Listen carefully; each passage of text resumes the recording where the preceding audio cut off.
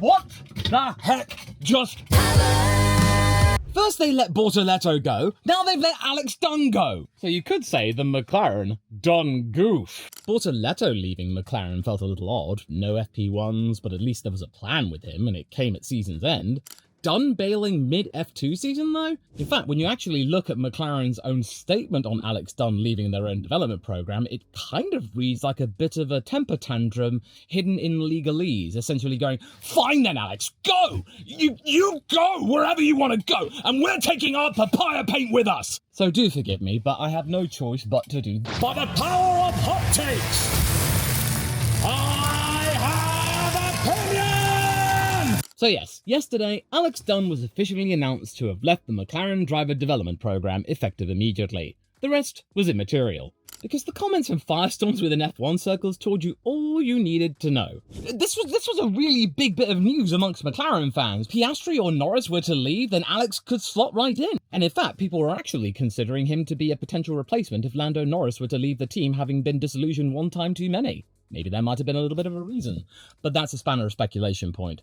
The point is, though, Alex is gone, and probably there might have been a good reason as to why. One reason, though, is not because he was rubbish or anything. He's currently in the top 5 of the F2 Championship in his rookie year, and unlike Bortoleto, he did get an FP1 session. So this news comes as a real bit of a shock here, because he wasn't really putting a foot wrong. He was gaining fans. Irish fans have been waiting over 20 years for this, and it was within their sight, and now McLaren have just gone like, you're not going to do it with us, matey boy. And then I think Alex clapping back, his fans clapping back, basically calling Zak Brown a bit of a gone-bean. And McLaren without a reserve driver. Who are they going to call upon now at the moment? Fred Vesti from the Mercedes program, since they can do that.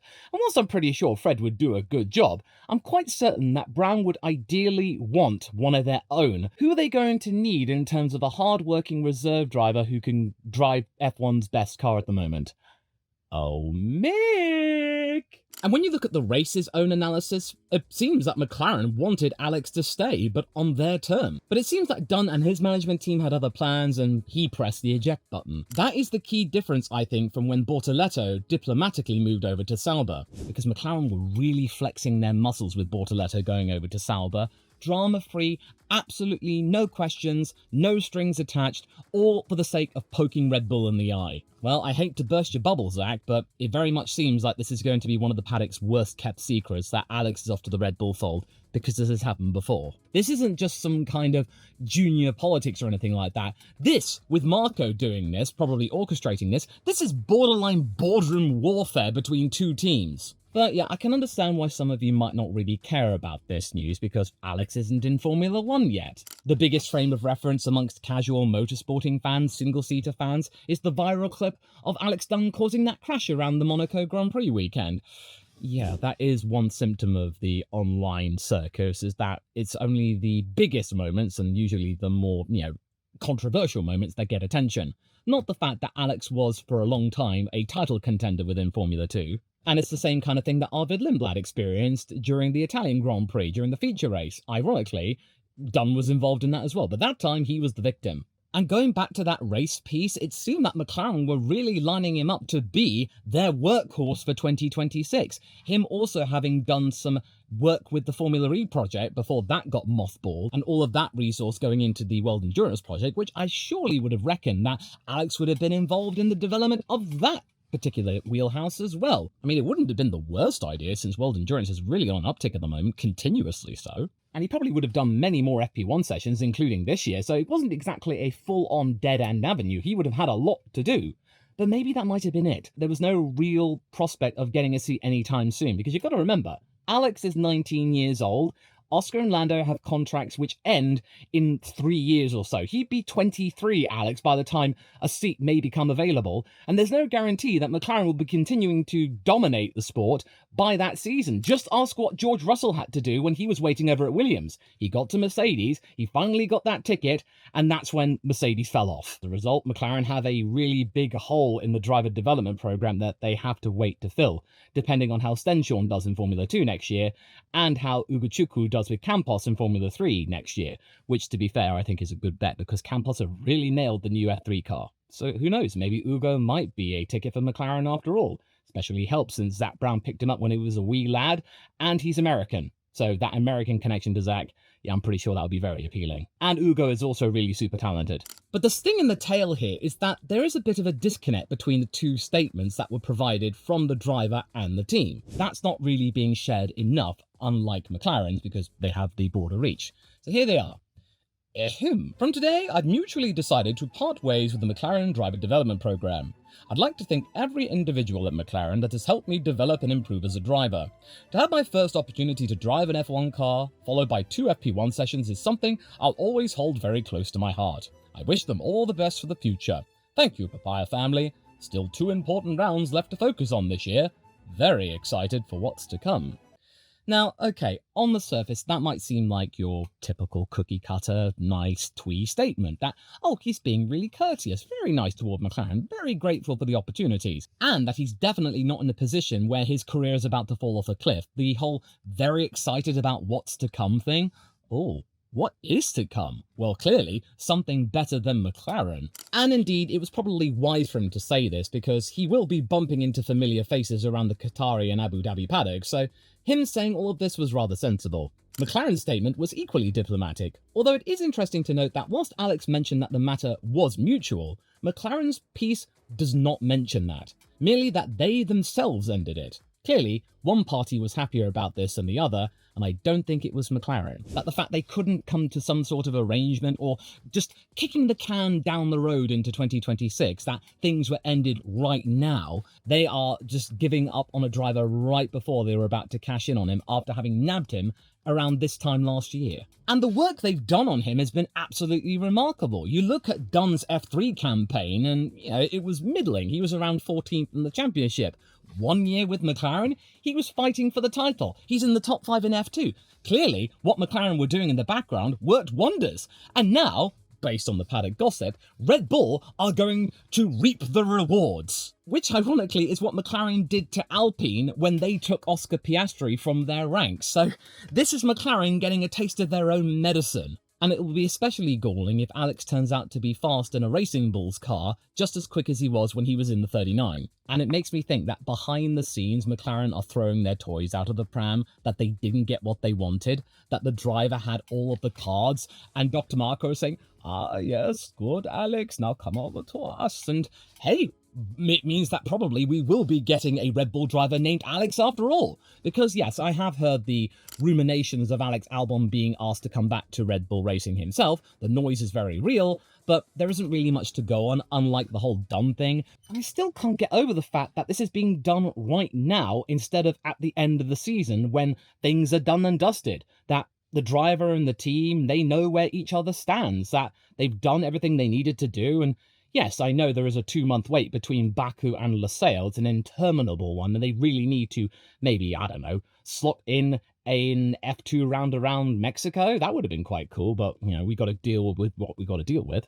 But the fact is, though, is that what Alex is doing is really, really gutsy, that he could have been the McLaren reserve driver, and he would have been in the pound seat in case either Piastri or Norris exploded in 2026 and decided to just leave the team, and Alex would have just been like, I'll take that seat, thank you very much there. But it does make me wonder that maybe in the background, one of those drivers, maybe Lando, is about to get yet another contract extension to just nip it in the bud, so that means no one else gets him. So if Alex's management were made privy to that, they'd be just thinking, oh, well, that's it, we're not getting a chance here at all. And the thing about this is that this is not the first time that McLaren have dropped the ball when it comes to their own junior drivers. Remember Nick de Vries? He was a McLaren boy. He was even immortalised in the Tooned cartoons. Stoffel Van Dorn, anybody? Kevin Magnussen, anybody? They were all highly rated but were stranded by the McLaren factory, and Alex Dunne is yet another example of this. And I don't think that's talked about enough. So whilst McLaren's announcement is imperious and legally solid, looking like they're calling the shots, Dunne's itself seems like the real deal. What about this, though, is he not saying? Well, obviously, he's not going to be blasting McLaren for the reasons I previously mentioned. They do have to mingle still, but he's also not naming the next team, because yes, there is going to be a next team. But I think he's very much keeping the cards close to his chest because after what happened with Isack Hadjar last year, him in a press conference mistakenly dropping the ball that yes, he was off to F1 next year, Dr. Marko recognising that due to the unreliability issues of the brand new F2 car, he could have cakewalked the championship. Yeah, there was no doubt in Marko's mind that Isack was destined to be in the V-Carbo 2 this year, regardless of where he finished in the championship. And quite frankly, in Formula 2, P2 gets you the same amount of super license points that you get for P1, so as far as helmet's concerned, what does it matter? And like I mentioned, Formula 2, with the McLaren influence, has been a breakout year for Dunne. Formula 3, 14th, so-so, in the middle. Another year of F3 wouldn't have done him any harm. And then it was also a bit of a dip from what he was doing in Italian Formula 4 and the British Series GB3, where he was second in both championships. A very solid bet. But obviously Rodin gave him a chance and he was vibing with the F2 car, so it was looking quids in for Alex. And that sort of thing can happen. Drivers prefer one type of car over another type of car. I mean, just ask Lewis Hamilton regarding the ground effect cars. He clearly does not vibe with them. But is there really something better than driving with the best team and getting to sample the best car? Well, yes. If another team can provide him a guaranteed ticket to a Formula 1 seat sooner, for a junior, the better seat is the more direct one. And that maybe he could be on the grid before his 21st birthday. The obvious rumour is that, yes, Red Bull's system is there because Racing Bulls exist as a finishing school, and McLaren doesn't have that. Red Bull rotating their talent aggressively, as we all know. Although said aggression might be tempering itself out these days than in the past, but nevertheless, it will remain relatively brutal as long as Dr. Marko's in charge. And again, there have been many rumours suggesting that Alex Dunne was talking with the Red Bull group about possibly moving over to them, but that just sort of came and went amongst all of the different types of articles and gossips that were directly related to Formula 1 drivers, which, let's be honest, would get a lot more traction than an F2 driver. But now, in the context of what's happened with McLaren, it's come right back round again. And it might have actually been a bone of contention within these negotiations, which resulted in the relationship between Dunne and McLaren breaking down, whether or not Alex was loyal enough. And whilst many reputable outlets are saying still that this is the only rumours, there's speculation somewhat, the original contact, was confirmed. So it's kind of like what happened with the Christian Horner Haas rumours. That turned out to be true, according to Io Komatsu, but as of now, they haven't gone anywhere. But I'm really pleased to see that that particular story had legs to it. But yeah, in short, Alex Dunne pressed the eject button and McLaren are having a little bit of a hissy fit about it. Because what Alex is doing here is a really, really gutsy decision, especially with the Formula 2 market not looking really tantalising to Formula 1 teams. The current champion, Leo Fornaroli, I've not heard any reports about him getting a look in with Formula 1 teams, and that is incredibly unjust because Fornaroli could be poised to becoming yet the next back-to-back champion. But you then wonder, what does this say about Formula 2? Or just the state of Formula 1 seats in general? It might be just yet another case of it's not what you know, it's who you know.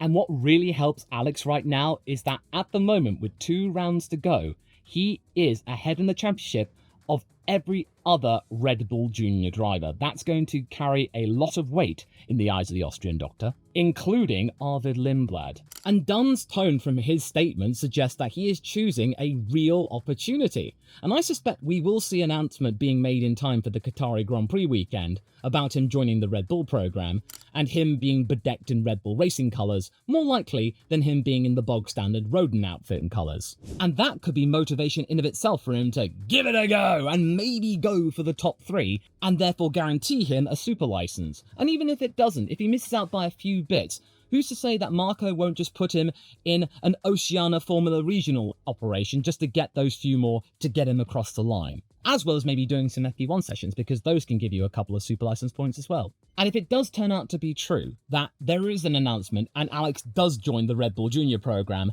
everyone, and I mean everyone, who isn't named Max Verstappen is going to be sweating buckets. Maybe Isack Hadjar less so, since Dr. Marko has confirmed that he will be around next season, that he is destined for greatness. He has very much earned his ticket in Formula 1, but, Alex will be in his rearview mirror, and he'll be wanting to make sure that he continues to be a better prospect, since Formula 2, in that same spec of car, he was technically and mathematically better than what Dunne's able to do at the moment. But that will only help him out for so long. And Dr. Marco, as I've called him a couple of times in the past, can easily turn into Helmet Magpie. And this is serious because everyone bar Verstappen and sort of Hadjar, Dunne's presence means that it could compress their timelines. They're all on high alert. We've seen this before when Franco Colapinto was rumoured to be joining the Red Bull Junior team. They sniffed around, the hype spiked, but then the obvious pressure of being in Formula 1 and scoring caused mistakes on Franco's part, and the interest cooled. Colapinto admitting that that did cost him a chance to be with Milton Keynes, though not his F1 dream entirely, as we know with Alpine. And I think for Alex, the Red Bull Junior team, even in its current guise, it being really cutthroat, is a better prospect than just waiting it out on McLaren and being expected to do all the heavy lifting with no real prospect of a Formula 1 seat for at least maybe 3 years. Maybe slightly longer if Oscar and Lando have a hissy fit and they break up like Rosberg and Hamilton, but that is a very unlikely scenario because of how regimented Stella and Brown are over there. And maybe it's because of that chokehold regarding papaya rules that Stella is unleashing on their current drivers. Maybe Alex is taking a look at that and thinking, is that really worth it? And also, in a way, Alex and Arvid, their F2 rookie seasons have not been all that different. At one point, they were title contenders, and they equally have had their fair share of visitations to the stewards' room, and their championship campaigns being derailed with disqualifications, grid drops, and therefore them being taken out of contention for the championship. Albeit in the case of Alex, it's a little bit more likely he could take on the likes of Fornaroli and Crawford. And if he does turn out to be part of that program, it'll mean that the highest ranking Red Bull Junior will be Dunne and not Lindblad. Or Marty. Let's remember, Pepe Marty is currently ahead of Lindblad, albeit by 3 points. And yes, you might be thinking, well, you said that results don't really matter. No, I'm talking about in first and second and third because they give you the same amount of super license points. It does then drop quite dramatically from fourth downwards. And if you're Arvid Lindblad right now, you must be just thinking, oh great, yet another yardstick to be compared against. Or maybe it could be a roadblock entirely. It all depends on what Liam Lawson and Yuki Tsunoda can do in the final races of the Formula 1 campaigns, whether or not Red Bull might decide just to keep all of them, or just get rid of one of them. I doubt they'll be getting rid of both. Because supposing Dunne does kick it up a gear, now knowing that he is closer to an F1 seat than he was this time a few days ago, and he finishes the season on good form, and then gets deployed for the Abu Dhabi Young Driver Test for either Racing Bulls or Red Bull themselves. The team would most likely place Arvid in that environment too, so they can get a good benchmark. Or maybe deploy them both during FP1 of the Abu Dhabi Grand Prix as well, to get as much information as they can before the winter.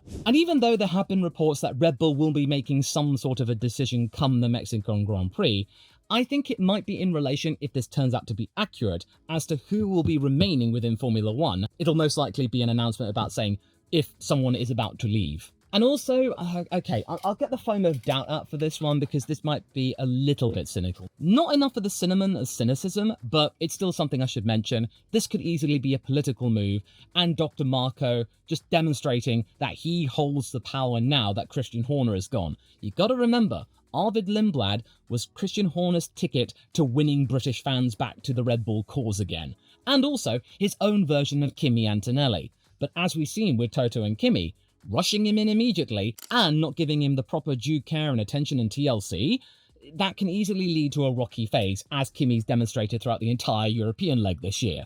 You can't just rush people in at that young of an age where you get that stipulation from the FIA and expect them to hit the ground running. It's a real bit of a, walking on eggshells sort of thing. But it does make me think that bringing in Dunne and maybe superseding him ahead of Lindblad might be just Marco just going, sucks to be you, Christian, I heard the ticket now. This could be Dr. Marco's latest and greatest coup, snatching McLaren's disciple out from underneath them and giving them a bloody nose in the process. That's all for the digs made by Brown over the past 18 months, and it's a legitimate worry for Arvid. The path toward F1 isn't as obvious as it was back in the summer at the British Grand Prix, where he got an FP1 session. Helmut will keep looking at the F2 table, and he will decide that whoever is ahead at the end of it will get better treatment at the Abu Dhabi test. And even if it turns out that Liam and Yuki are about to be jettisoned, and then it means that Arvid and then Alex gets the call up that they both then join Racing Bulls and Hadjar goes up next to Max Verstappen. They will be in direct competition with each other. And then there's Nicholas Solov coming into Formula 2, and he himself, if he wins the championship, then it means that Lindblad or Dunne could then be jettisoned too. One thing is for absolute certainty, if this does turn out to be confirmed, the paddock's worst kept secret is that Alex Dunne is off to the Red Bull fold. Arvid will not be having a smooth sailing operation of it all. And for McLaren, this is a really huge blow. This is going to sting, because Dunne did demonstrate in the MCL 39 he is fit to drive a Formula 1 car. He did it well. His times were comparable to Oscar. That is remarkable. Again, this is not what you usually see from a rookie in their first FP1 session, that they are at the top of the timesheets rather than at the bottom, as we are typically used to see. And yes, McLaren's junior program is still very much alive. It's still got some good talent within its ranks, but it's really lost an obvious pick to be the pinnacle of it all. They let Bortoletto go, who has turned out to be a remarkably consistent force, with Sauber, and then soon to be Audi. Audi are rubbing their hands with glee, with Gabi and Nico amongst them for the next couple of seasons. And now, with Alex gone, going to McLaren's arch nemesis, well, who have they got now? Well, if Martini Stenshorn turns out to be a remarkably talented driver in the F2 car, then all will be gravy. But that is an unknown as of now, so I can easily imagine that McLaren are really kind of concerned. Ugo Ukachukwu may be a good talent, but he's still in Formula 3. So at best, it's going to be maybe 2 years, 18 months, until he's ready to be doing FP1 sessions in the McLaren Formula 1 car. It is a reputational bruise, and it shows that all the work that McLaren have done to make it that their junior development program is the best one out there, it's all been completely undone by Dunne. It's evidence that their current structure isn't all that it was cracked up to be, that Red Bull can easily promise an audition and tempt people away. McLaren can't do that since they don't have an obvious team to partner up with. And that could be a real worry for the team if they want a McLaren-coded future star who will follow their code of conduct to the letter without question or pause. And someone who can jump into the car with little difficulty and set really competitive times. And the uncomfortable and undeniable truth is that over at the Red Bull side of things, if this turns out to be accurate, this is a power of placement story waiting to happen. This is about to become a really vicious knife fight between all of the Red Bull junior drivers amongst Formula 2 going into 2026. And now Alex has shown up with a papaya knife, which is the biggest out of all of them at the moment. And Racing Bull's existence right now is to give those type of drivers a chance. There is a real tangible reward at the end of this all. Whereas with McLaren, well, let's be honest, they like Oscar and Lando, they want to keep them for as long as possible. There isn't an avenue, and that's going to make the McLaren driver development program not all that appealing to anyone else that's coming into the fold, unless they are right now going into Formula 4 and they can wait out the clock, that they're like 15 or 16. So unless McLaren can actually promise some real tangible work, they are going to keep bleeding this sort of talent toward teams like Red Bull. Because it was Alex who walked away. He did not want to become the latest casualty of McLaren. And even though Zak Brown's doing all he can to show that McLaren is nothing like the days of Ron Dennis, where they would make all of these mistakes, that they are different now. No, McLaren, they've not changed one bit. They're just nicer to your face about it. And you might be confused. Well, Law, you're a McLaren fan. Why are you being this cynical? Well, I've seen McLaren develop since 2015. Right now, I just don't like what I am seeing. And this whole particular situation, if Dunne turns out to be amazing, this is just McLaren just experiencing the Oscar Piastri drama, but from the other side. And I will see you on the other side in this video here, which I know you will like, but don't worry, I won't be wearing a McLaren hoodie in that one. I'll wear my standard rugby top, maybe the beanie.